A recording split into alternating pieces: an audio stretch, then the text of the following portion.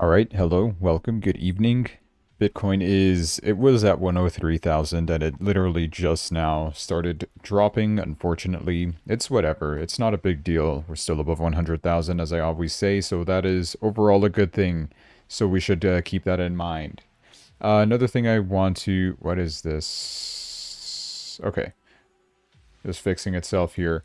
We're still above 100k, which is what matters. Pivot level was able to be maintained, helped us with one of these drop levels. Could be reaching that? I don't think so, honestly. A 2% drop over the weekend.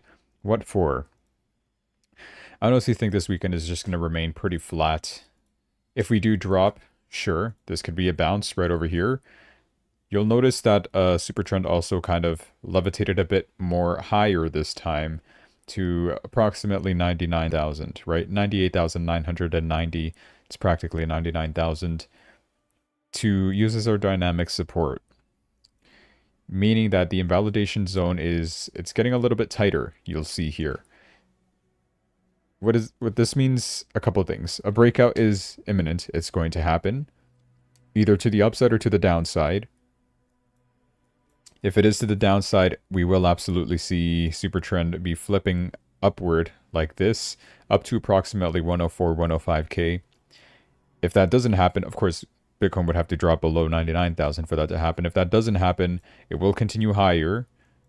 Currently, the resistance is showing me 108,000. After, of course, we break the 105, it's irrelevant for now. But after 105k, it's looking at 108k. This can change by end of Sunday, because we will be getting new pivot levels. You can still check, though, to try to get an estimate as to where it could land by switching over to a daily chart. These would be considered monthly pivots because this one starts 1st of May and it ends 26th of May, practically the end of May, right? Where is that pointing to? Near our all-time high. This white line is our all-time high for Bitcoin, 109,952. This line is showing 102,298. So, I mean, after 105k, it could seem like we could get a small slowdown, some profit taking, but realistically people should be more optimistic with Bitcoin rising to its all-time high levels after that. Next resistance coincides at 122k and then 135k in the monthly pivots. So we still got some time here. I'm gonna go back to 4-hour chart. And from what I can see, yeah, not a lot of movement today either, right? So there's not much to change over here. We were seeing a bit of a rise in the price, but once again, we were met with this resistance, not able to cross 105k, so we're dropping a little bit. It's not a big deal. Should still be fine. Pivot levels should be adjusted, but it could still serve as a support from now till end of Saturday, I would say. By Sunday, we should be getting new pivot levels to determine where our next supports resistance level is, where we could see a slowdown. I'm assuming it's still going to be around 108,000, especially considering the fact that this week has not been that volatile. Maybe it drops a little bit, but I do think, nonetheless, a breakout is imminent. By next week, we should be seeing something cool. If we do not drop to 98,000, that means we're going to rise. Obviously, no, but yeah. It dropped to 98,000. We'd have to start. Let me just have a look at what the downside is going to be. Obviously, below 90,000 is out of the question. Surely, right? Something devastating must happen for that to be considered. Let me see. Where do I have this line drawn from? Over here. This line would have to be readjusted. As long as we don't break 99k, right? Below that. I really don't think we will. Right? 100,000 is just such a solid support. A lot of people, I mean, we've worked hard. We've held for such a long time. The bull cycle is not over, by the way. I've mentioned this before. It's still on. So that's something. And yeah, honestly, I don't know. You could see a 2% drop, but I think it's immediately just going to bounce back up. You could see another one of these little drops in the price. It's not even that significant, honestly. Like, the price relatively is kind of flat in this range. So, yeah, not a lot of movement. So I can't really give you any specifics as to where things could go. Like, if you're looking at a weekly chart, you'll notice how flat this candle is probably, right? not very volatile week, right? Only a 5% in terms of movement compared to like last week where it's it says 11 but it's 12%. Yeah, 12% rise. The week before that was also not that volatile. Remember that week before we were reaching 100,000? Yeah. After we cross 100,000, we're once again within that low volatility. And if you'll notice a pattern here, high volatility, low volatility, high volatility, low volatility. What should hypothetically come next?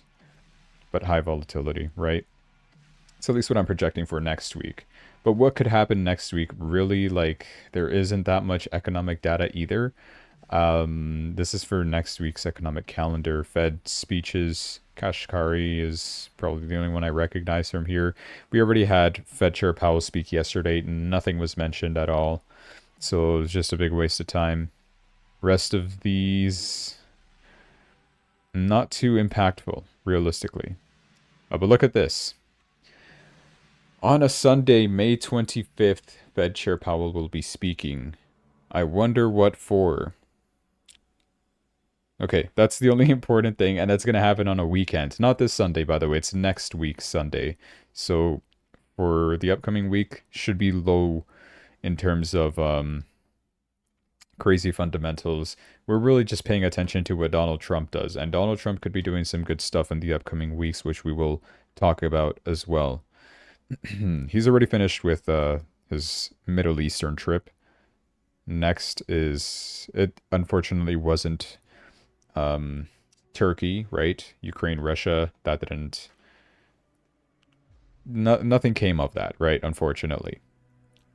Well, some stuff did. We'll get into that one when I get there. I do have some news to cover for it, so we'll talk about that later. Let's have a look at the other altcoins.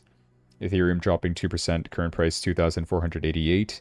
It's approaching 2,425 support. And then, of course, the most important one would be this level pivot at 2,280, we'll call it. It's coinciding with that super trend there.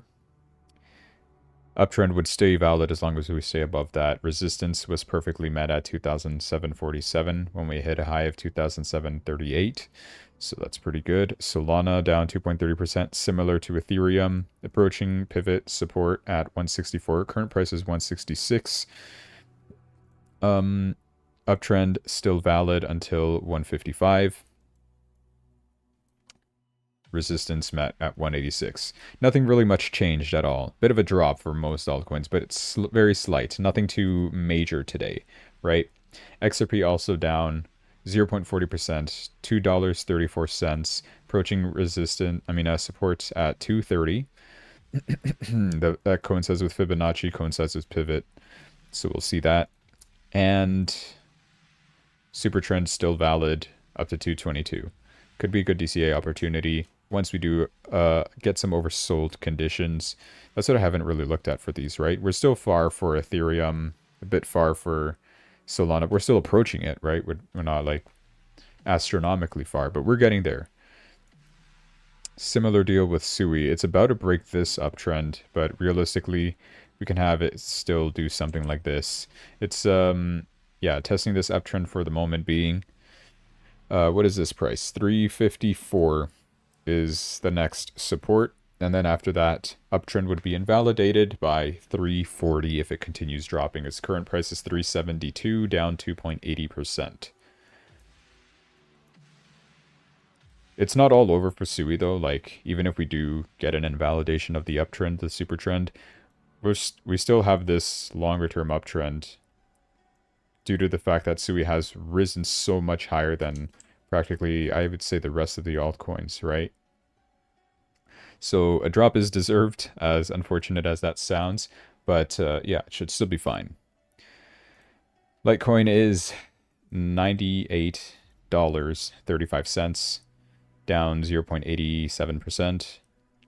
Approaching support. I keep messing that up. I will always mess those up.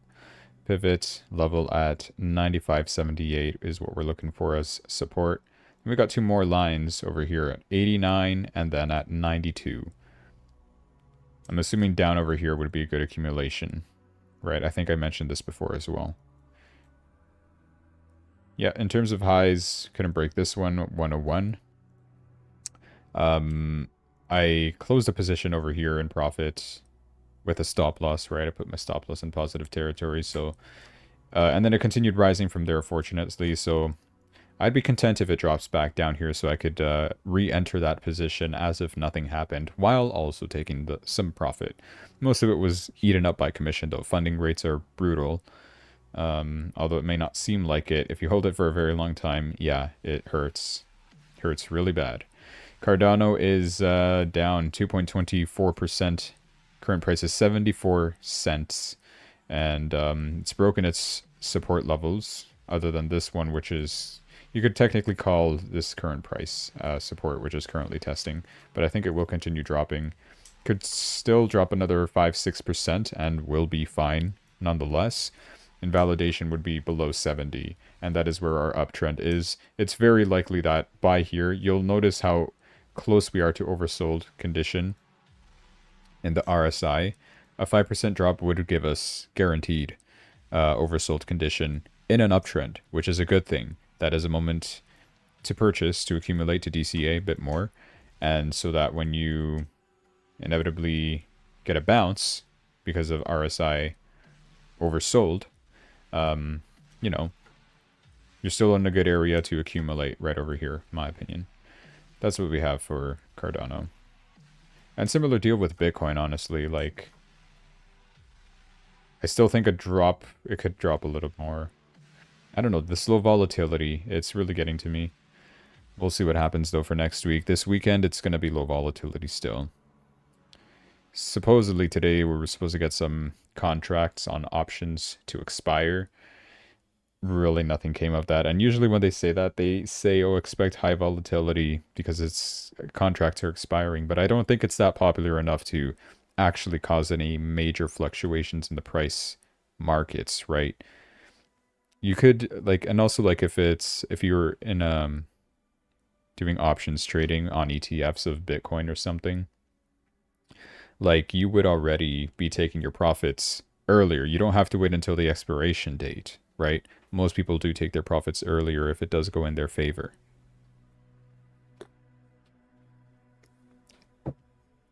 Okay. Let's talk about some news now. This was going around like crazy, this number 8647, and I'll explain what this means. Donald Trump Jr. says that James Comey, and this is the important person over here, James Comey, casually calling for his dad to be murdered. It's basically, here's the significance of the number according to Grok. Let's break down this 8647 business. It's a coded message that's been floating around as a subtle jab at President Trump. The 86, it's an old school slang for get rid of or throw out. Think diners in the 30s telling soda jerks an item was sold out. What? The 47 refers to Trump being the 47th president in his second term. So put together, 8647 basically means get rid of Trump. I don't know if it's specifically saying to have Trump murdered, which is what some people are interpreting it as. The way I see it is just get him off of the list, like impeach him, get him out of government. Of course, the Democrats want that. And this guy, James Comey, is a former FBI leader, agent, man. I don't remember. I don't know. I never really heard of him till today. And he posted this over here with the caption, oh, look at this cool shell formation on my beach walk. The number's 8647, which obviously this did not naturally happen. He must have put that there, or somebody had it put there for him. And yeah. There it is. So it's the former FBI director, James Comey, just called for the assassination of President of the United States, Trump, according to Secretary Kristi Noem. Department of Homeland Security and Secret Service are investigating this threat, they're calling it a threat, and will respond appropriately. And FBI Director currently, Kash Patel, is aware of the recent social media post by former FBI Director James Comey, directed at President Trump. He's in communication with Secret Service and Director Curran. Primary jurisdiction is with Secret Service on these matters, and we, the FBI, will provide all necessary support. People are calling for his arrest, arrest Comey. So he wasn't the only one. This guy on Twitter as well, you may have heard of him or seen him. Ed Krasenstein is a twin brother of a brother. Yeah, same thing. Posting this on the pool table 8647. So, of course, when Libs of TikTok calls you out, it's over. And guess what? The Secret Service actually showed up to this guy's house. So, there you go. And he even posted just the actual numbers, just the 8647, 8647, it's time. That's what he's been saying. So, yeah, there you go. Mess around and find out, I guess. And here's more information about former FBI Director James Comey. He was officially, just today, taken into custody by the U.S. Secret Service after he publicly called for the assassination of President Trump with that Instagram post. So, hey, there you go. FBI doing a great job, I guess. Not the former FBI, the current FBI. One of Canada's most wanted men for trafficking guns in the GTA, Greater Toronto Area, was arrested in the United States. And if you'll notice, that now makes 3 out of the 10 top 10 most wanted fugitives being captured by the FBI since Trump took office. I think that means that Kash Patel is doing a great job. But there's still 7 more most wanted fugitives that still need to be captured. So there you go. And another thing that Kash Patel is doing, I know I'm talking a lot about this guy, Kash Patel, but yes, he is announcing that he will be shutting down the FBI headquarters in DC. You might think at first, like, why is he doing this? Here's Grok's explanation, which kind of makes sense. He plans to relocate 1,500 employees from the DC headquarters. About 1,000 agents will move to field offices in high crime areas, 500 to Huntsville. What is AL? Oh boy, putting into question my geography skills. It's not Arizona, it's not Atlanta. Is it Atlanta? Probably Atlanta.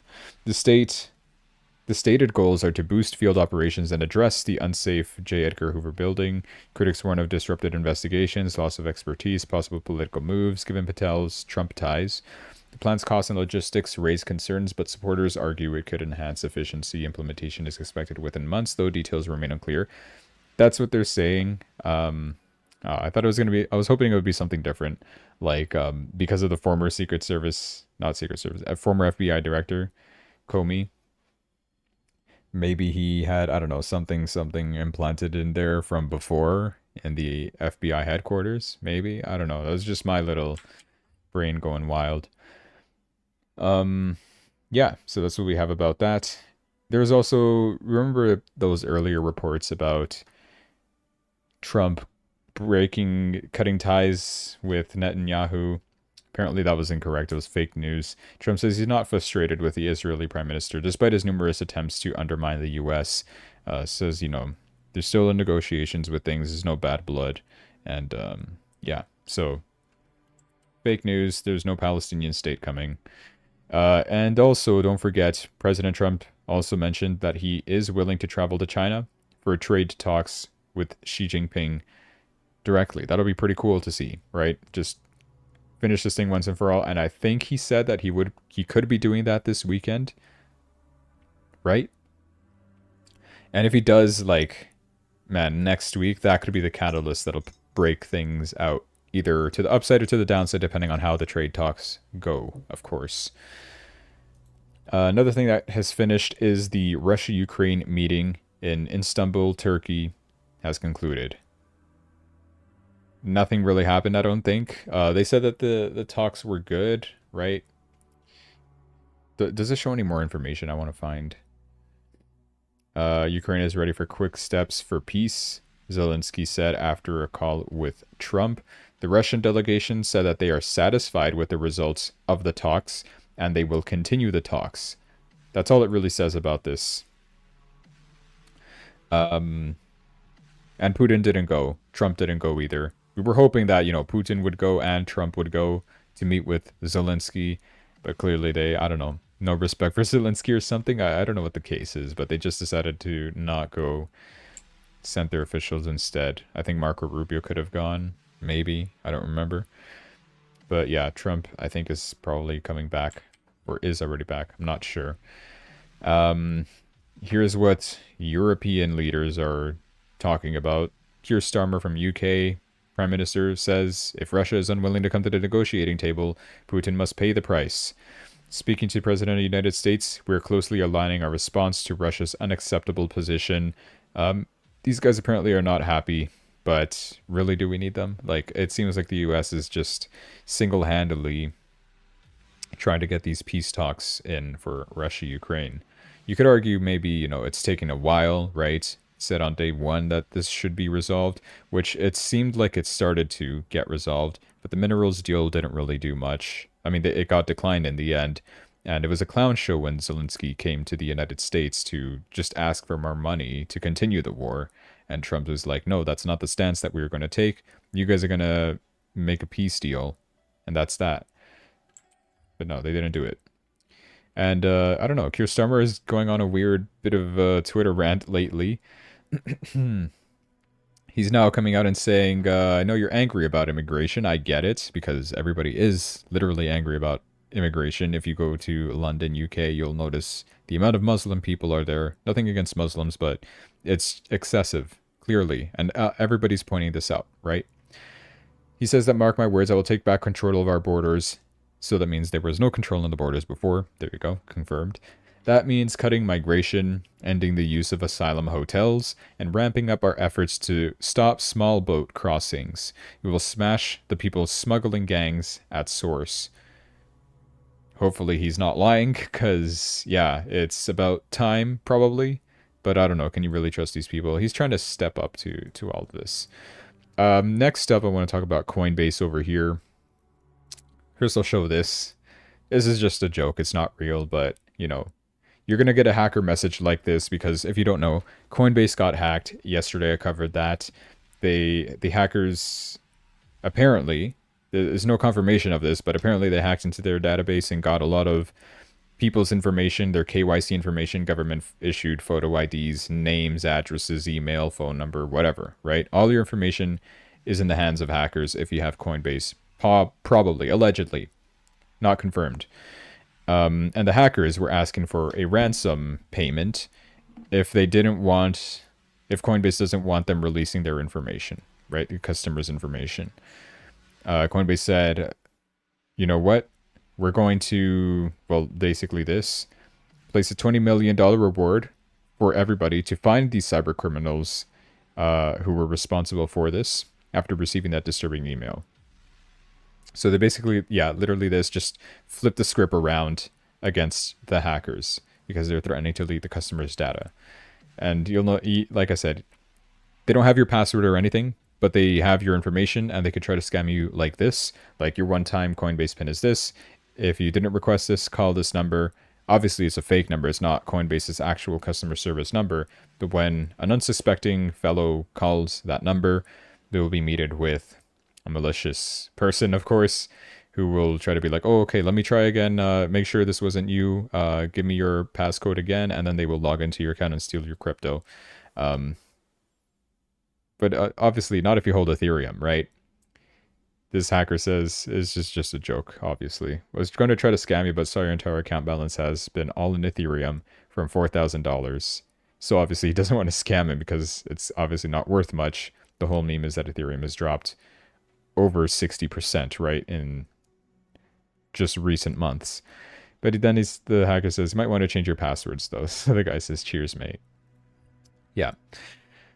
Cool. Verizon ending all DEI programs, admitting that DEI policies are discriminatory. They're finally waking up. And Hudson's Bay in Canada, who went bankrupt, thanks to the fabulous economy that we have, they're selling their name, logos, famous four-stripe design, and other brand symbols to Canadian Tire in a $30 million deal. Apparently, Canadian Tire will be getting all that. Don't know what they're going to do with it, because like Hudson's Bay sells stuff like clothes and couches and decoration, maybe makeup stuff. I don't know. And then Canadian Tire is literally just automobiles, sports stuff, kitchen stuff. I don't know, outdoor stuff. We'll see, right? Maybe they expand their services like that. But $30 million seems like really cheap. Oh, but it's for, okay. It's not for their items, I guess, but it's for the name, logos, and the stripe design, and other brand symbols. Interesting. Well, we'll see what happens. Do you guys remember when the Securities Exchange Commission's Twitter account got hacked and posted ahead of time that Bitcoin ETFs were approved? At that time, Gary Gensler was in charge, right? That happened a couple of years ago. Maybe 1 year, 2 years ago. Like before ETFs were actually approved, which they were approved in like February 2024. Yeah, 14 months. Oh, no, wait, no, what? Okay, they caught the man. He was sentenced to 14 years in prison. This guy's saying it's 14 months. He confused me. Was it 14 months ago?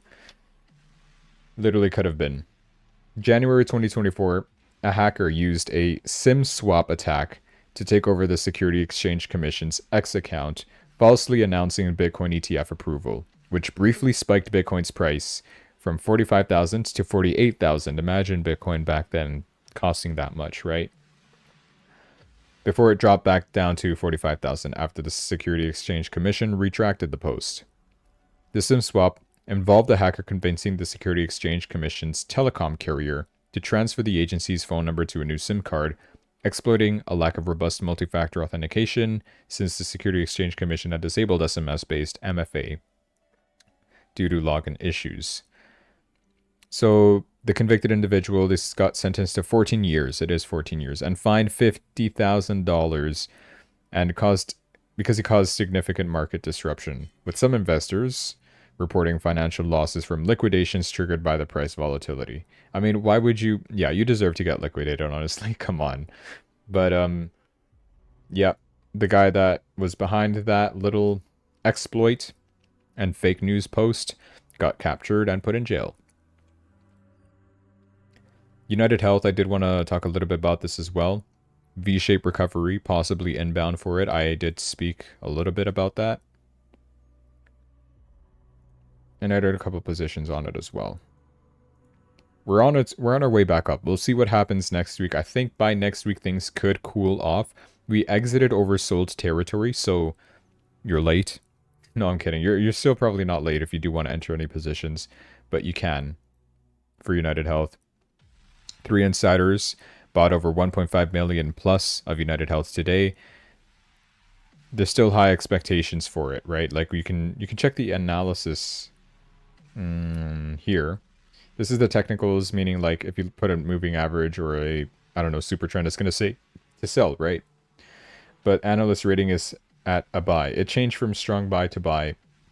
You'll notice some people are expecting a maximum increase of 580 in a year.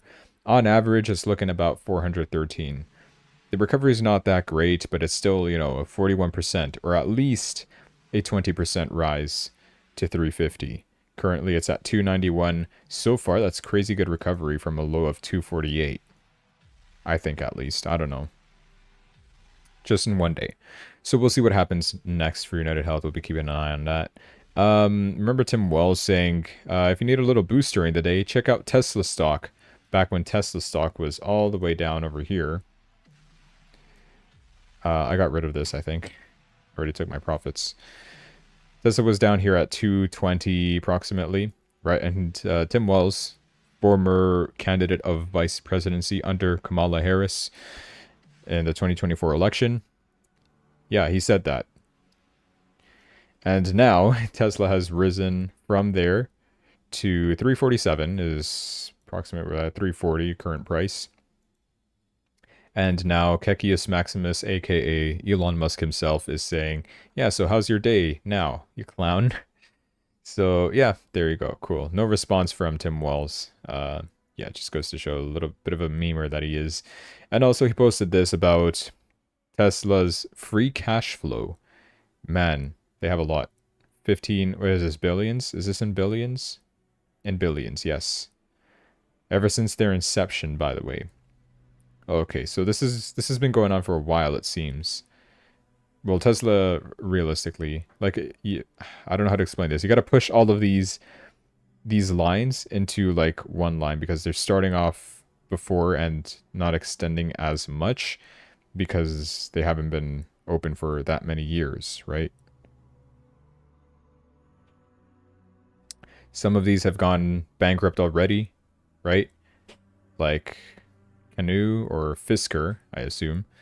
Then you have other electric vehicle companies, Workhorse, Faraday, Lotus, Xpeng, Polestar, VinFast, Neo. I've heard of Neo, Lucid, and Rivian. Of course, there's Ford as well, trying to do electric vehicle stuff, but Tesla's been in the game for longer, and they were absolutely outperforming. The rest of these have a negative cash flow. So Tesla's looking really good, honestly. This is the money that they have cash on hand. And there was also... let me see if I could find it under... What was it? Tesla... Here. There was a rumor that Tesla was going to resume their Bitcoin payments by the end of next month. Was it true? Probably not. But the claim that Tesla would resume Bitcoin payments by June 2025 is unverified. Bitcoin mining, the reason why it was removed was because of Bitcoin being not energy efficient, and Elon Musk was kind of against that, especially if he is using Tesla to buy Bitcoin, stating that, you know, Bitcoin is not environmentally friendly because of the mining situation. But now that Bitcoin mining uses over 56% renewable energy, which meets Elon Musk's condition for resuming payments, there's still no official announcement from Tesla or credible news to confirm this timeline as of May 8. So it could be speculative. But man, what can Tesla do with, what is this, $15+ billion? I could probably check their exact amount. Company's market cap. Tesla should be here. We can go to cash on hand. It says 37 billion. That's actually much larger. So it's still a really good company, right? Given the fact that it's also number 8 ranked in the stock market cap, I guess. Yep. It would be neat if they could start buying Bitcoin. They already have some as well. Tesla does own some Bitcoin. It's not too much. I think it's like, what is it, 8,000 maybe? How much Bitcoin does Tesla have? 11,000 as of February 12th. There you go. Not bad. All right. That's all we have for this. Everything is slowly dropping, but it's part of the plan. It has to drop so that you can accumulate more, and then it can rise. Because I, like Tesla, also have a lot of cash on hand, waiting for a return. A retracement of the price. Nothing too severe. Well, I mean, even if it is severe, I'll still be buying. Any oversold condition, I will be there. Make no mistake. All right. Nice. I think that is all, though. Yeah, unfortunately, not too much news happened today. Nothing much will be happening next week, other than Fed Chair Powell speaking on Sunday. I do want to read this quickly, though. Long-term interest rates are now notably higher, driven mainly by increased real rates rather than shifts in inflation expectations, while estimates of the longer-run neutral policy rate have also risen, Federal Chair Jerome Powell said on Thursday. Speaking about the Fed's ongoing review of its policy framework, last updated in 2020, Powell said the economy has changed a lot since then. He warned that inflation might become more volatile in the future due to more frequent supply shocks, which could make it harder for central banks to achieve price stability. Throughout his remarks, Powell also stressed the critical role of anchored inflation expectations, which have underpinned several of the longest U.S. economic expansions, reaffirmed the Fed's strong commitment to the 2% inflation target, noting that without well-anchored expectations, the recent disinflation would likely have come at the cost of significant job losses. So that's the stuff that he's looking for, right? The fact that Trump says that there's virtually no inflation, he's like, well, we'll see about that. It's probably because of the significant job losses, so he's waiting probably for stuff like non-farm payroll data, things like that. Jobless claims, unemployment rate. It all contributes to when he decides to cut the interest rates, which, if you're out of the loop, it's basically 2 interest rates now that we are expecting by the end of this year. First one will be happening not this upcoming meeting, not the meeting after, but the meeting after the after meeting, which is going to be in September, right? June, nothing. July, nothing. September, one rate cut. October, nothing. And December, one more rate cut. 98% chance for these. So the percentages are there. It's practically, you can practically see the confirmation, right? We will be getting 2 rate cuts this year, at least, which is what was projected at the beginning of the year. Great. That's all. Okay, I'll end the stream here. Thanks so much for watching. Hope you guys enjoyed. Make sure you like and subscribe. Thanks for the 400 subscribers. Just noticed that today. You guys are awesome. Keeps me motivated. My goal is probably 1K. Just start getting this thing monetized, and then I'll relax a bit. But yeah, anyway.